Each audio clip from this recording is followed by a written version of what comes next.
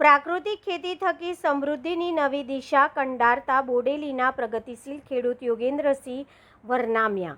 છોટાઉદેપુર જિલ્લાના બોડેલી તાલુકાના જબુ ગામના પ્રગતિશીલ ખેડૂત યોગેન્દ્રસિંહ વરનામિયા છેલ્લા વર્ષ 2013થી સંપૂર્ણ પ્રાકૃતિક ખેતી કરી રહ્યા છે. આશરે 6 એકર જમીનમાં તેઓ ઘઉં, ડાંગર, મગ, અડદ, કેળ તેમજ ટીંડોળા જેવા વિવિધ પાકોનું સફળતાપૂર્વક ઉત્પાદન લઈ રહ્યા છે. ગુજરાતના રાજ્યપાલ આચાર્ય દેવવ્રતજીની પ્રેરણાથી તેમને ગીર ગાયના ગોબર અને ગૌમૂત્રથી જીવામૃત અને ઘનજીવામૃત બનાવી ખેતીમાં તેનો ઉપયોગ શરૂ કર્યો. ઉપરાંત વર્મી કમ્પોસ્ટ, વર્મી વોશ, બ્રહ્માસ્ત્ર, 10 પર્ણી અર્ક અને ખાટી છાશ જેવા પ્રાકૃતિક ઉપયોગથી તેઓ પાકનું પોષણ અને જીવાત નિયંત્રણ કરે છે.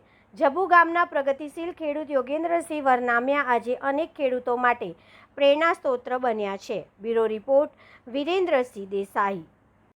મારું નામ યોગેન્દ્રસિંહ નરપતસિંહ વરનામિયા, ગામ જબુ ગામ, તાલુકો બોડેલી, જિલ્લો છોટાઉદેપુર.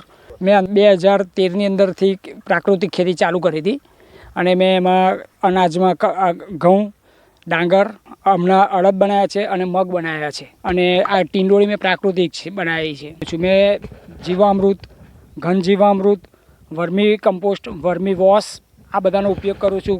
બ્રહ્માસ્ત્ર, 10 પત્તી, ખાટી છાશ, અને એનાથી મને બહુ સારો ફાયદો થયો. જ્યારે મેં આ ટ્રેનિંગ લીધી હતી, દેવદત્ત આચાર્ય અહીંયા આવ્યા હતા, ત્યાર પછી મેં ઘરે પણ કેટલી બધી વાર બનાવ્યું જીવામૃત, ઘન જીવામૃત, વર્મી કમ્પોસ્ટ, અને એનું રિઝલ્ટ પણ બહુ સારું મળ્યું. જે માણસોને વિશ્વાસ નહોતો એને મેં મારા પોતાના ખેતરની અંદર 5 પાટિયાની અંદર નાખીને બતાવ્યું અને પછી 10-15 દિવસ પછી એનો મેં ડિફરન્સ બતાવ્યો તો એમને ખ્યાલ આવ્યો કે ભાઈ આ વસ્તુ આ સારું છે. જે રાસાયણિક ખાતર કરતાં પ્રાકૃતિક ખેતી તો સારામાં સારી જ છે ને આપણા હેલ્થ માટે બી બહુ સારી. મારી પાસે 2 ગીર ગાય છે. એક ગીર ગાય હોય તો 30 એકર પ્રાકૃતિક ખેતી થાય. એની અંદરથી જીવામૃત, ઘન જીવામૃત, બ્રહ્માસ્ત્ર, અગ્નિસ્ત્ર અને વર્મી કમ્પોસ્ટનો આ બધો ઉપયોગ બનાવી શકાય છે અને એનાથી બહુ સારા ફાયદા છે. અને બીજું કે રાસાયણિક ખાતરની અંદર પૈસા ખર્ચી અને જમીન બગાડીએ છીએ, એના કરતાં પ્રાકૃતિકમાંથી તો આપણે તો જમીન સુધરે જ છે.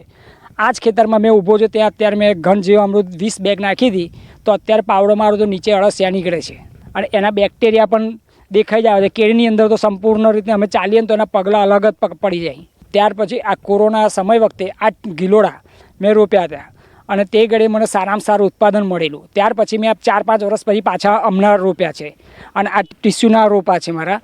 ગઈ વખતે મને બહુ સારામાં સારું ઉત્પાદન મળી ગયું અને એનો ટેસ્ટ બી આખો અલગ હતો, કાકડી જેવો ટેસ્ટ લાગતો હતો.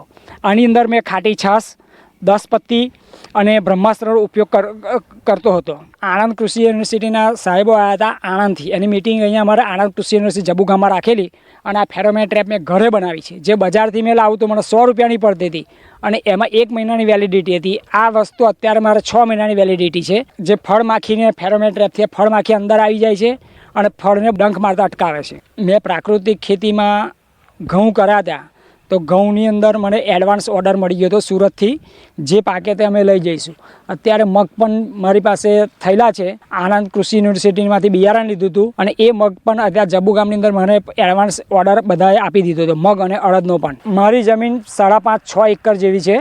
એમાં મેં 1 એકર ટીંડોળા કર્યા છે, 1 એકર મગ કર્યા છે, 1 એકર અડધો એકર અડદ કર્યા હતા, અડધો એકર અને ઘઉં કર્યા હતા અને બીજી મારી કેળ છે પ્રાકૃતિક. પ્રાકૃતિકમાં ખર્ચો તો 0 બજેટમાં છે. એમાં કદાચ આપણે બેસન ને ગોળ કદાચ લાવવો પડતો હશે, બાકી બીજું બધું તો મફતમાં જ છે અને એની અંદર જે પાકે તે મોટાભાગનો નફો જ કહેવાય. જે લોકો પ્રાકૃતિક ખેતી નહીં કરતા એને મેં એક સંદેશ આપું છું કે તમે તમારી પોતાની જમીનને બગાડો છો, એના કરતાં પ્રાકૃતિક ખેતી કરવી અને આપણી જમીન બસશે તો આપણો વંશવેલો બી જીવી શકશે, તો એમનું હેલ્થ પણ એટલું સારું રહેશે અને જમીન તો સારી હશે તો સારું થવાનું જ છે. આ વર્મી કમ્પોસ્ટનો બેડ છે. એને મેં તૈયાર કરવા માટે નીચે થોડું આંબાના પાન, કચરો બધો એ નાખું, પછી થોડીક માટી નાખું, પછી એની અંદર આ જે ગીર ગાયનું છાણ છે તે છાણ નાખીએ અને છાણ નાખ્યા પછી એની અંદર અળસિયા હોય અને અળસિયા અમારા 40 દિવસની અંદર આ એક બેડ તૈયાર થઈ જાય છે. એની અંદરથી અમે વર્મી વોશ પણ મેં બનાવું છું. વર્મી કમ્પોસ્ટ તૈયાર થઈ જાય, ચારીને તૈયાર કરું, પછી એની અંદર મેં 2 in 1 બનાવું છું. એ મારી પોતાની આવડતથી. તેનો બેડની અંદર જીવામૃત 1 બેરલ બનાવીને અંદર નાખ્યું એટલે ઘન જીવામૃત થઈ જાય છે. કમ્પોસ્ટ જ્યારે ખેતરમાં યુઝ કરવાનો હોય, નાખવાનું હોય તે સમયે મતલબમાં ભીનું હોવું જોઈએ. પછી વર્મી વોશ જ્યારે મેં એને છંટકાવમાં યુઝ કરું છું, બેરલની અંદર આપીને ડ્રીપમાં પણ મેં આપી શકું છું.